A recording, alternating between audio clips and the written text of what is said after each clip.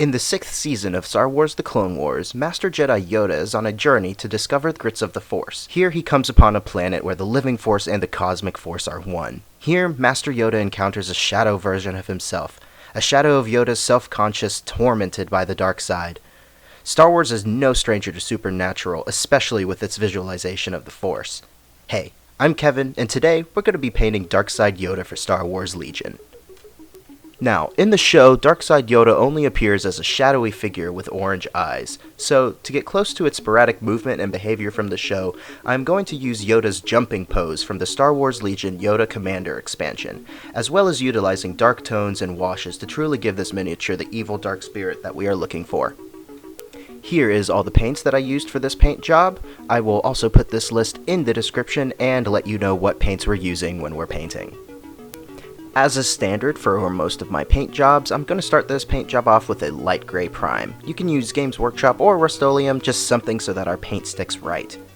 We're going to go ahead and start with his clothes. His pants are a 50-50 mix of Citadel Mournfang brown and Army Painter Hardened Carapace. For all of these colors, I will be adding dark tones just to bring down the saturation of the overall paint scheme. For Master Yoda's shirt, or what little you can see of it, is unmixed Hardened Carapace. There, a humble start. We are going to follow up by painting the robes. I chose to use a matte black paint.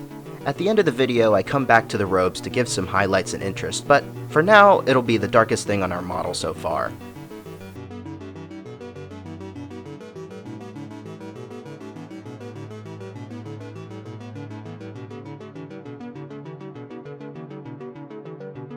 We're going to finish off the clothes by using just a mix of the black that we have on our palette now with the Hardened Carapace. It's the smallest difference, but we will highlight later with the materials.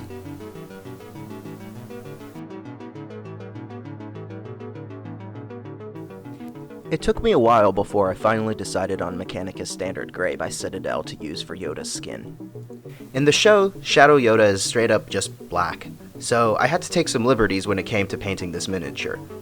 Despite the subject's shadowy appearance, I wanted still to build contrast, so I avoided a dark base color like a dark gray, like I did for the clothes.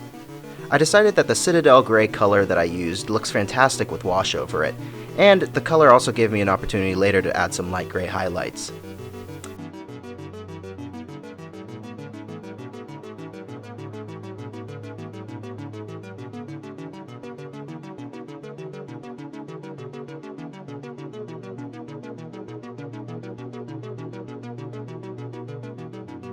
Moving on to his hair, I again used matte black.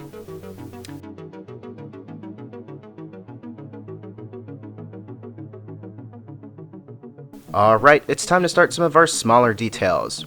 Right now, I paint my models up to a tabletop standard and focus mainly on just shading and edge highlighting. Nothing crazy here, folks. We're going to get started on the head. For Yoda's eyes, I use a tiny dab of Candy Barrel Tropical Orange and a little bit of Contrast Medium. The Contrast Medium just to bring down the thickness of that Candy Barrel paint. I put some light brushes around, or brush strokes around his eyes to add a little bit of object source lighting. On the hair, I added 2 large gray streaks of Citadel Gray Seer, followed by a dry brush over the rest of it. I then used this color to paint his claws, edge highlight onto the shirt.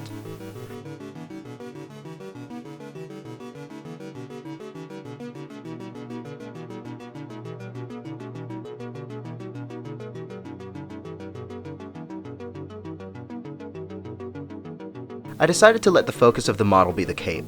Here I can add details and still somewhat be faithful to the shadowy visage of Yoda from this episode. Unpopular opinion, but I always liked the Emperor Palpatine's Sith Eternal robes from Star Wars Battlefront 2. As an homage, I decided to add a red trim to the robes of my Darkside Yoda. For this I used Citadel Khorne Red. I took my time on the trimming, especially around the shirt.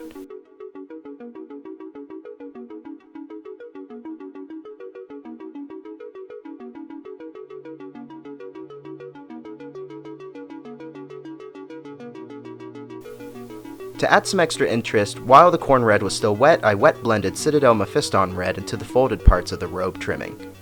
A decent highlight for such a small detail. The bright Mephiston Red really works well with the black robe. And everyone's favorite part of the job, ink washing. I'm going to work from the top down so any excess wash can trickle down through the crevices.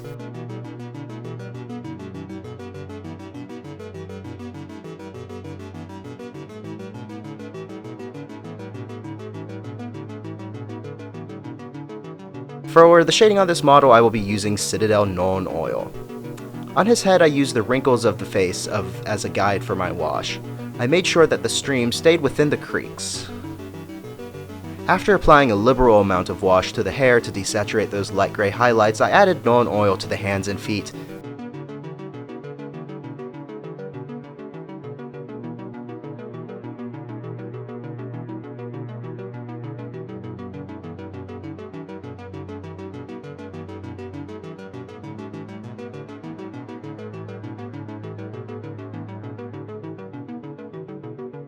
As a finishing touch, I go back to the robes and use a mixture of black and gray and blue to create a color similar to Citadel's Incubi Darkness. If you don't want to do any mixing, Incubi Darkness is basically the same color.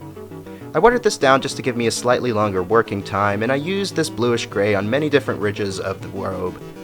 You'll see that I only do this in sections as I don't want the paint to dry before I am able to go in next with the watered down matte black to wet blend the blue back down into the robes.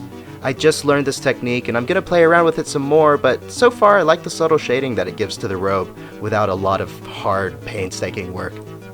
I used this technique on the rest of the robes before giving the hood a dry brush of that Incubi color. Off camera, I used black on the lightsaber hilt in between those small fingers, followed by a red gradient on the lightsaber. And there you have it. Quick and simple, Darkside Yoda in all of his shadowy glory. My favorite part about the Yoda Commander expansion is the ability to have two different sculpts to play around with. I usually try to keep my paint jobs accurate to the Star Wars canon, but being able to flex my creativity on such a great looking mini was so valuable to me as a wargamer. I hope to experiment with other unique conversions and paint jobs on this channel and blog, so stick around if you want. Thanks for watching.